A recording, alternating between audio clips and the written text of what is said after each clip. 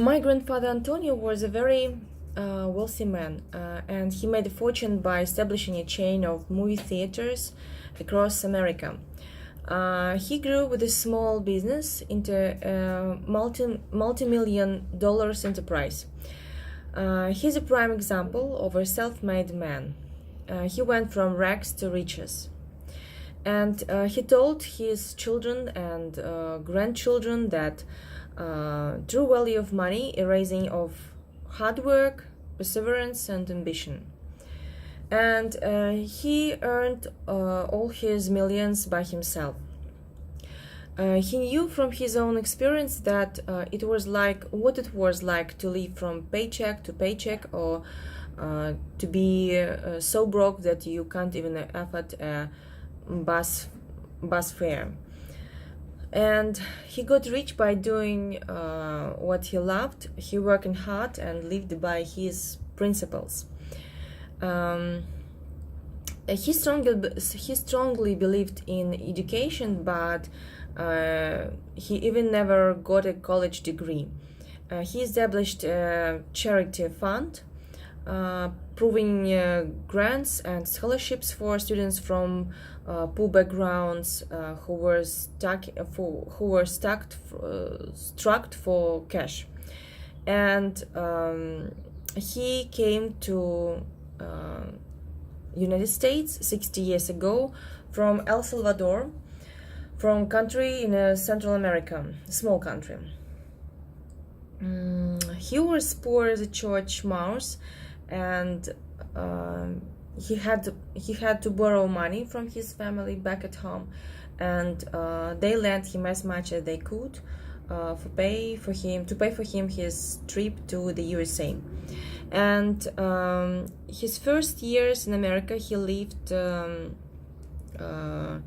a shoestring, and he took series of low-paying and unskilled manual labor jobs to survive, such as dishwasher, fast food cook, porter, shop assistant, and he was living on a tight budget.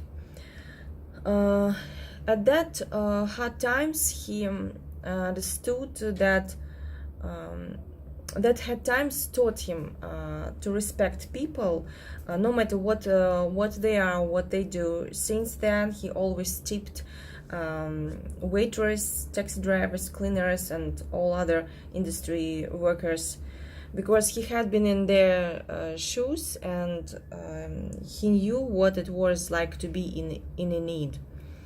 And once he was out of debt, and he started saving money by depositing it into a bank account.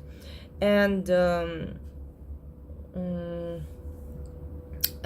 at that time he met his future wife.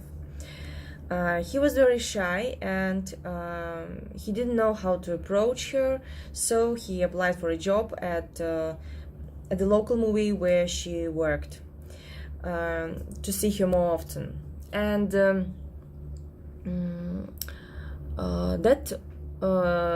was when he fell in love with Sema, while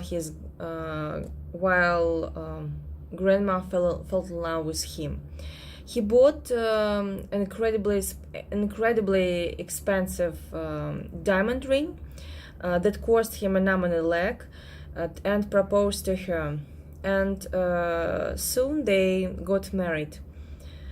And eventually he got promoted from a movie projectionist to a cinema manager. And he earned a sufficient amount of money. He could afford a car and a bigger apartment for his family, and he kept stashing money into his saving account and receiving interest.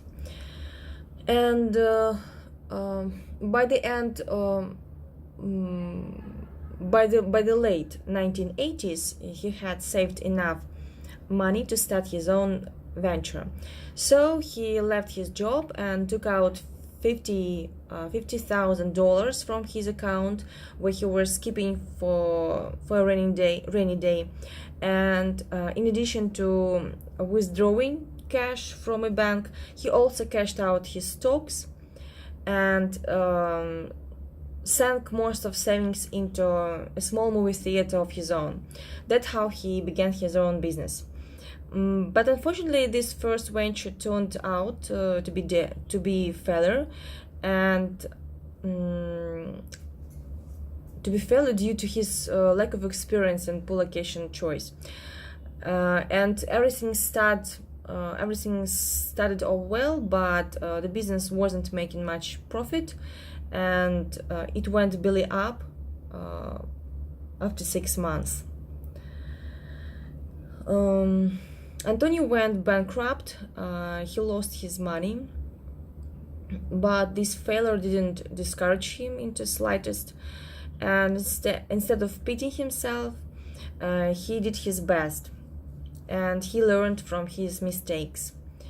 After that, he got enrolled into entrepreneurship course, and next year he came up with a proper business plan and started looking for sponsorship. He managed to find a few investors and who raised enough capital to open another movie theater.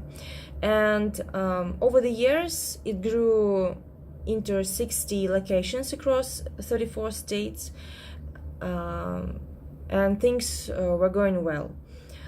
On his 80th birthday, he decided to retire and to go on a trip around the world. A couple of years he died, and Patrick's family inherited his business, and it was Patrick's turn to take the lead, to lead the business.